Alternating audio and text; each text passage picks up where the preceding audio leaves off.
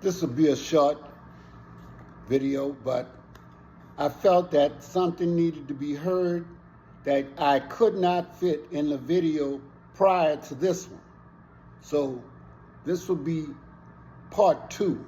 And this comes under the heading of why white people hate to hear about racism and why black people hate to hear about racism.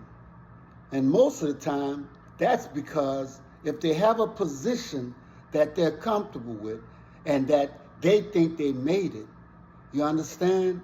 They don't want nothing to jeopardize that. So what they will do is they will ignore the whole community, the whole world, just because they have came up in conditions and mental slavery where they don't even care about nobody but themselves. I said there's only 2 types of people on this earth. Now, some people may disagree with me, but I'm going to tell you why. It's either selfish or community-minded. You either care about people other than yourself, or you just care about yourself. And you could frame it any kind of way you want to, but that's what it is. If we're not taught the history, we would default to the position of this culture, which says what? Wherever you end up, it's all about you. So if you're living in a poor neighborhood, it's just because you didn't work hard enough. And if you live in an affluent neighborhood, it's obviously because you're smarter, right? The default position of America is this notion of rugged individualism and meritocracy. And wherever you end up is all about your own genius, your own effort, your own morality, your own cultural ethics. That's what we believe, and we believe that even though there is no such thing as a rugged individual in the history of human beings. How do I know that? Very simple. Human beings are social creatures by definition. We've never lived in isolation from one another. We've always lived in families and tribes and communities, nations, right?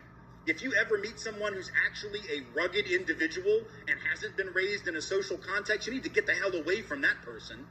They would be like a feral animal, right? They would be wild. It'd be like being raised on an island by a porpoise. They wouldn't even know how to have language. They'd probably try to eat you because they wouldn't understand there's like a taboo against that, right? You need to get the hell away from anybody who's actually a rugged individual because there are no such thing.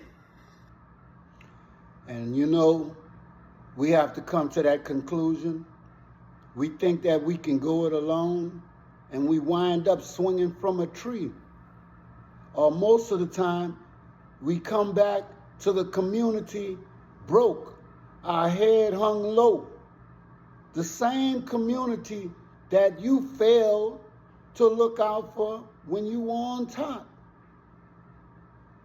The sad part about all of this is we don't have to be that way.